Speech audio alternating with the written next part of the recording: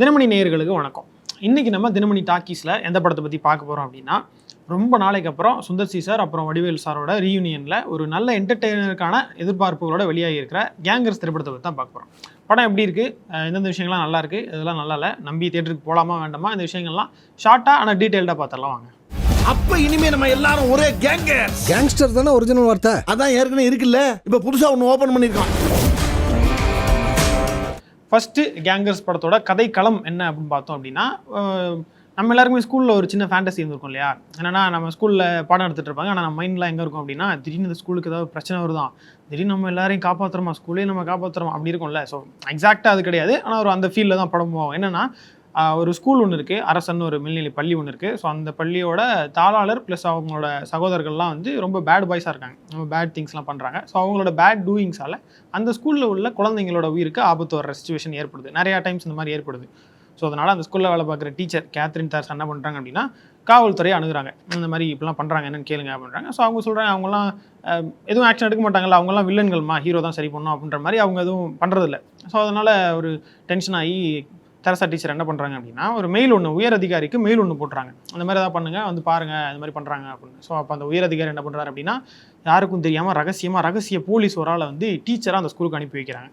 So இந்த கெட்டவங்கள்ட்ட இருந்து, bad பாய்ஸ்ட்ட இருந்து அந்த ஸ்கூல் தப்பிச்சதா இல்லையா அப்படின்ற ஒரு கேள்விக்கான விடையோட சேர்த்து Vadivel sir comedy plus Catherine தெரசாவோட ஒரு நல்ல அப்பப்போ ஒரு கவர்ச்சி காட்சிகளை வச்சு படத்தை வெற்றி பாதைக்கு கொண்டு போக இயக்குனர் ட்ரை பண்ணியிருக்காரு அப்படின்னு சொல்லலாம். ஃபர்ஸ்ட் இந்த படத்தை பற்றி நம்ம ஒரு ரிவ்யூவாக பேசுறதுக்கு முன்னாடி நம்ம மைண்டில் வச்சுக்க வேண்டிய முக்கியமான விஷயம் என்ன அப்படின்னு பார்த்தோம் அப்படின்னா, இது வந்து ஒரு கமர்ஷியல் படம், சாதா கமர்ஷியல் கிடையாது. இது வந்து ஒரு சுந்தர் சி டேக்டு கமர்ஷியல் படம். ஆனால் அதில் ரொம்பவே நம்ம லாஜிக்ஸ்லாம் எதிர்பார்க்க முடியாது.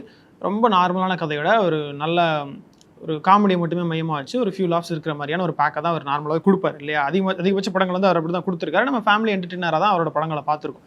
ஸோ அந்த மாதிரி படமாகவே இது இருந்தாலுமே கூட நம்ம இதில் அதிகமான குறைகள்லாம் கண்டுபிடிச்சி பேச வேண்டிய அவசியம் இல்லை அப்படின்ற ஒரு கருத்து நார்மலாகவே இருக்கும்.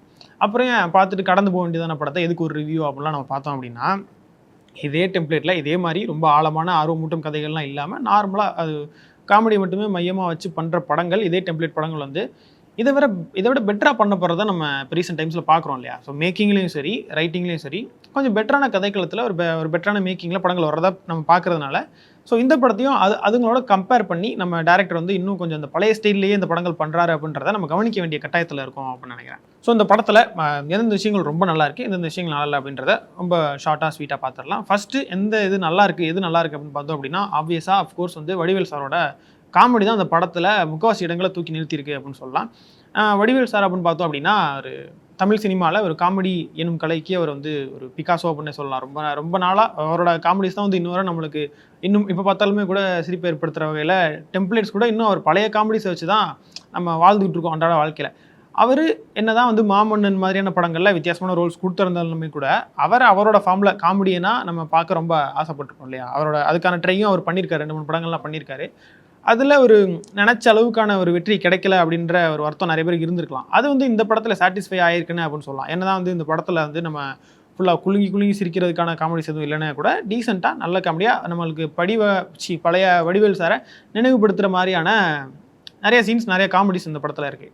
அது மட்டும் இல்லாமல் ஃபர்ஸ்ட் ஹாஃபில் ஆரம்பிக்கும் போது கொஞ்சம் காமெடிஸ்லாம் வந்து கொஞ்சம் சலிப்பை ஏற்படுத்துகிற வகையில் இருந்தாலுமே கூட போக போக அவரோட வசனங்களும் சரி, பாடி லாங்குவேஜ் சீன்ஸாக இருந்தாலும் சரி, எல்லாமே வந்து செகண்ட் ஹாஃபில் ரொம்பவே பெட்டராகவும் மாறுதுன்னு சொல்லலாம். போக அவரோட அந்த காமெடி இது வந்து கொஞ்சம் கூட்டிகிட்டே இருக்குது அப்படின்னு சொல்லலாம்.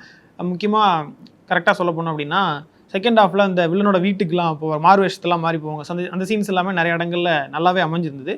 இந்த கதையும் பார்த்தோம் அப்படின்னா பெருசாக ஒன்றும் ரொம்ப ஆழமான ஆர்வமான இதெல்லாம் இல்லாமல் ரொம்ப நார்மலாக அந்த செட்டப்பே எப்படி இருக்கும் அப்படின்னு பார்த்தீங்கன்னா, முக்கியமான கேரக்டர்ஸ் யாராவது செத்து போனால் கூட நம்மளுக்கு எதுவும் பெருசாக ஃபீல் இருக்காது. ரொம்ப நம்ம பதட்டப்படுற மாதிரியெல்லாம் இருக்காது. ஸோ அந்த மாதிரியான ஒரு கதைக்களத்தில் அப்பப்போ தொய்வு ஏற்படுறது சகஜம்தான். அந்த மாதிரியான தொய்வுகளை இல்லாமல் பண்ணுறதுக்கு இவரோட காமெடிஸ் வந்து ரொம்பவே ஹெல்ப் பண்ணியிருக்கு அப்படின்னு தான் சொல்லணும். அடுத்ததான் இன்னொரு விஷயத்த எதை மென்ஷன் பண்ணணும் அப்படின்னு பார்த்தோம் அப்படின்னா, அந்த படத்தில் சந்தான பாரதி ஒரு குட்டி கேரக்டரில் வருவார். இதுக்குன்னா கேத்ரின் டீச்சரோட தாத்தாவாக வருவார்.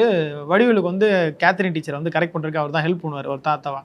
அந்த கேரக்டர் வந்து ஆரம்பத்தில் நல்லாயிருக்கும், அந்த நல்லாவே போயிட்டுருக்கும். அவர் எப்பயும் ஒரு மாதிரி போதையாகவே இருக்கிற மாதிரியான ஒரு கேரக்டராக ஒரு தாத்தாவாக இருப்பார்.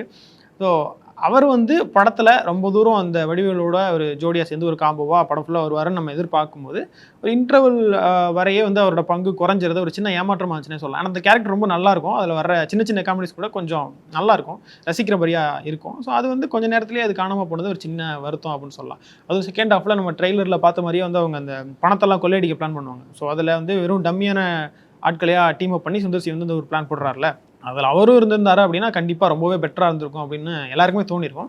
ஸோ அது ஒரு சின்ன மைனஸாக நம்ம சொல்லலாம் அப்படின்னு நினைக்கிறேன். அடுத்ததாக யாரை பற்றி பேசலாம் அப்படின்னு பார்த்தோம் அப்படின்னா, ஹீரோயின் இருக்காங்க கேத்ரின் டீச்சர். கேத்ரின் டீச்சர் வந்து அப்படி ஒரு டீச்சர் நான் இந்த ஸ்கூல்லையும் பார்த்ததில்ல. நம்ம ஸ்கூலில் இருந்திருந்தால் நல்லா இருந்திருக்கும்னு நினைக்கிறேன். நல்லா சொல்லித் தருவாங்க. நான் சொல்லித்தர சீன்ஸ்லாம் இருக்கும். ஸோ அதெல்லாம் ரொம்பவே நல்லா பாடங்கள்லாம் அவங்க சொல்லித் தருவாங்க. ஸோ அந்த சீன்ஸ்லாம் நல்லாயிருக்கும். என்ன தான் வந்து இந்த கேரக்டருக்கு ரொம்ப முக்கியமான ரோலாக இருந்தாலுமே கூட அங்கங்கே டீச்சர் வந்து கொஞ்சம் ஓவர் ஆக்டிங் பண்ணுறதை நம்மளுக்கு சில இடங்களில் உறுத்தலாம் கண்டிப்பாக. சுந்தர் சி சார் படங்களில் வந்து நார்மலாகவே நம்ம இந்த கிளாமர் சீன்ஸ்லாம் இருக்கும், அது நார்மலாகவே இருக்கும். அந்தந்த சீன்களில் அவைகள்லாம் வச்சு படம் தொய்வாக இருக்கிற இடங்கள்லாம் அந்த மாதிரி கிளாமர் சீன்ஸ்லாம் காட்டி இல்லைனா ஒரு பாட்டு ஒன்று வச்சு அப்படியே கொண்டு போயிடுவார் இல்லையா. அதெல்லாம் இருந்தாலுமே கூட கேத்ரின் டீச்சரோட நடிப்பு கொஞ்சம் அங்கங்கே ஒரு உறுத்துறதை தவிர்க்க முடியல அப்படின்னு சொல்லணும். எப்பயுமே சுந்தர் சி சார் என்ன பண்ணுவார் அப்படின்னா, இந்த மாதிரியான கிளாமர் சீன்ஸ் இல்லைனா பாட்டெல்லாம் என்ன பண்ணுவார்னா கதையோட பொருந்தி போகிற மாதிரி வச்சுருவார். எங்கேயாவது ஹீரோ இல்லைனா எங்கேயாவது போவாங்க, ஒரு கிளப்புக்கு போவாங்க, அங்கே ஒரு இது இருக்கும், அந்த மாதிரி ஏதாவது ரிலேட்டபுளாக இருக்கும். இல்லை எங்கேயுமே வைக்க முடியல அப்படின்னா படம் முடிஞ்சு பேர் ஓடும்போது பாட்டை போட்டுருவார். அந்த பாட்டை போட்டுருவார். கொஞ்சம் நேரம் ஆடியன்ஸ்லாம் வந்து பார்த்துட்டு போவாங்க. இந்த படத்தில் அதில் கூட கொஞ்சம் அசால்ட்டாக விட்டாரோ அப்படின்னு தோணுச்சு. சம்மந்தமே இல்லாமல் ஒரு இடத்துல வரும், அவங்க எதுக்கு அவங்க அப்படி வர்றாங்க தெரியும். டீச்சராக இருப்பாங்க, திடீர்னு வந்து இந்த மாதிரி டான்ஸ் ஆடிருப்பாங்க. ஸோ அதெல்லாம் எங்கே வச்சா என்னடா பார்த்துட்டு போ அப்படின்னு சொல்லுவீங்கன்னு எனக்கு தெரியும். சரி, இருந்தாலுமே அது ஒரு சின்ன உறுத்தலாக இருந்தது அப்படின்னு சொல்லலாம்.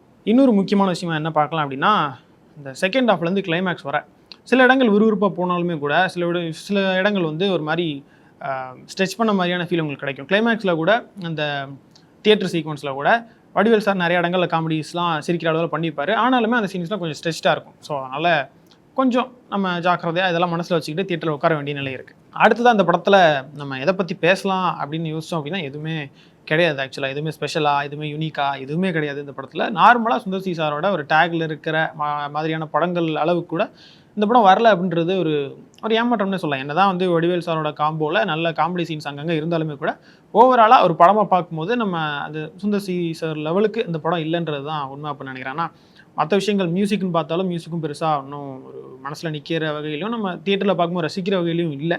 சினிமோட்டோகிராஃபியும் ஒன்றும் நார்மல் ஸ்டாண்டர்டில் கூட இல்லை அப்படின்னு சொல்லலாம். யூனிக்னஸ் இல்லைன்னா கூட நார்மலாக கூட இல்லை, ரொம்ப ஓகேவாக தான் பண்ணியிருந்தாங்க. ஃபைட் சீன்ஸ் அங்கங்கே நல்லா இருந்தது. ஃபைட் சீன்ஸோடு சேர்த்து அந்த வடிவேல் சார் காமெடி, அதான் ஆரம்பத்துலேருந்து ஃபுல்லாகவே வந்து வடிவேல் சார் காமெடி மட்டும் தான் அந்த படத்தை அங்கங்கே தூக்கி நிறுத்தியிருக்கு அப்படின்னு சொல்லணும். ஸோ இந்த சின்ன சின்ன விஷயங்கள் மட்டும்தான் நல்லா இருக்கே வழியா படத்தோட ஓவரால் நிலைமை இதுதான். இன்னொரு விஷயம் என்ன அப்படின்னா, நார்மலாகவே சுந்தர் சி சார் படத்தில் இந்த மாதிரியான ஒரு டெம்ப்ளேட்டில் என்ன வரும் அப்படின்னா ஒரு ஃப்ளாஷ்பேக் சீக்வன்ஸ் ஒன்று வரும். அந்த ஃப்ளாஷ்பேக் சீக்வன்ஸ் இதே படத்தில் இந்த படத்துலையும் இருக்குது. அது வந்து ரொம்ப தொய்வாக இருக்குது அப்படின்னு தான் சொல்லணும். நம்ம எல்லாருக்குமே தெரிஞ்சிடும், நம்ம பார்க்கும்போது ஆடியன்ஸுக்கே தெரியும் இப்போ இதுதான் நடக்க போகுது அப்படின்னு தெரியும், கரெக்டாக நடக்கும்.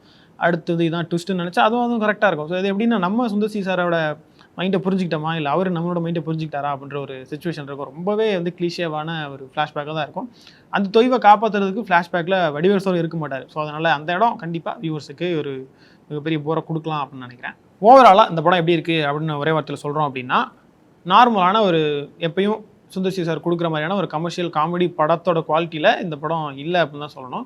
காமெடியும் அவ்வளோ அதிகமாக இல்லை, ஓகேவா கம்மியாக தான் இருக்குது. இப்போ நம்ம கலகலப்புன்னு வச்சுக்கிட்டோம்னு வச்சுக்கோங்களேன், கலகலப்பு தான் அவரோட டேக் அப்படின்னு வச்சுக்கிட்டோம்னா, கலகலப்பு இங்கே இருக்குது அப்படின்னா கேங்கர்ஸ் வந்து ஒரு இந்த அளவில் தான் இருக்குது. நம்ம அங்கங்கே ஒரு ஃபியூ லாஃப்ஸ்க்காக படம் ஃபுல்லாக உட்காந்துருக்கணும் அப்படின்ற ஒரு நிலைமை ஏற்படுறதை நம்ம தவிர்க்க முடியல அப்படின்னு தான் சொல்லணும். நீங்கள் வந்து ஃபேமிலியோட ஃப்ரெண்ட்ஸோட ஏதாவது ஒரு உங்களுக்கு பிடிச்ச கேங்கோட போனீங்க அப்படின்னா அந்த கேங்கர்ஸ் படம் பிடிக்கிறதுக்கு உங்களுக்கு வாய்ப்பு இருக்குது. So gangers. ஸோ என்ன தான் வந்து இந்த படம் நீங்கள் ஃபேமிலி அண்ட் ஃப்ரெண்ட்ஸோடு போய் உட்காந்து ஓரளவுக்கு ஃபியூ லாஃப்ஸோட ரசிச்சுட்டு வர்ற நிலமையில் இருந்தாலுமே கூட நீங்கள் வந்து ஒரு சினிமா விரும்பி நீங்கள் சினிமாவில் புதுசாக ஏதாவது விஷயங்கள் ஆசைப்படுவீங்க, தமிழ் சினிமாவில் என்னென்ன புதுமைகள்லாம் வருதுன்னு எதிர்பார்க்குற ஒரு ஆள், உலக சினிமாலாம் பார்க்குற ஆள், படம் முடிச்சு போகும்போது எனக்கு இந்த படத்தில் என்ன கிடச்சிது அப்படிலாம் யோசிக்கிற ஒரு ஆளாக இருக்கீங்க அப்படின்னா கண்டிப்பாக இந்த படம் உங்களுக்கான படமாக இருக்குமா அப்படின்னு கேட்டால் அது சந்தேகம் தான். ஸோ அதனால் இந்த விஷயங்கள் எல்லாத்தையுமே மனசில் வச்சுக்கிட்டு படத்துக்கு போகலாமா வேணாமா அப்படின்ற விஷயத்தை நீங்கள் டிசைட் பண்ணிக்கோங்க. ஸோ அது முக்கியமான இன்னொரு விஷயம் என்ன அப்படின்னு பார்த்தீங்க அப்படின்னா, தினமணி சேனலை சப்ஸ்கிரைப் பண்ணி வச்சுக்கோங்க. ஏன்னா இப்போ நிறைய படங்கள் வருது, எந்த படங்களுக்கு போகிறது வருதுன்னு தெரியல. நான் ஒரு படம் 2 மணி நேரம் இருக்குது, நம்ம இந்த படம் மீம்ஸ்லாம் பார்த்துட்டு நல்லா இருக்குது அப்படின்னு பார்த்துட்டு போவோம். நம்ம சில படங்கள் நல்லா இருக்காது, சில படங்கள் நல்லா இருக்குன்றதே நம்மளுக்கு லேட்டர் தான் தெரிய வரும். ஸோ இந்த மாதிரி தினமணியில் வந்து எல்லாமே ஹானஸ்டான ரிவ்யூ சொல்கிறாங்க அப்படின்னு கேள்விப்பட்டேன். ஸோ அதனால் நீங்கள் தினமணி சேனலை சப்ஸ்கிரைப் பண்ணி வச்சுக்கோங்க, உங்களுக்கு யூஸ்ஃபுல்லாக இருக்கும். ஸோ இந்த வீடியோ உங்களுக்கு பிடிச்சிருந்தா அப்படின்னா லைக் பண்ணுங்கள், ஷேர் பண்ணுங்கள், தினமணி சேனலை சப்ஸ்கிரைப் பண்ணுங்கள்.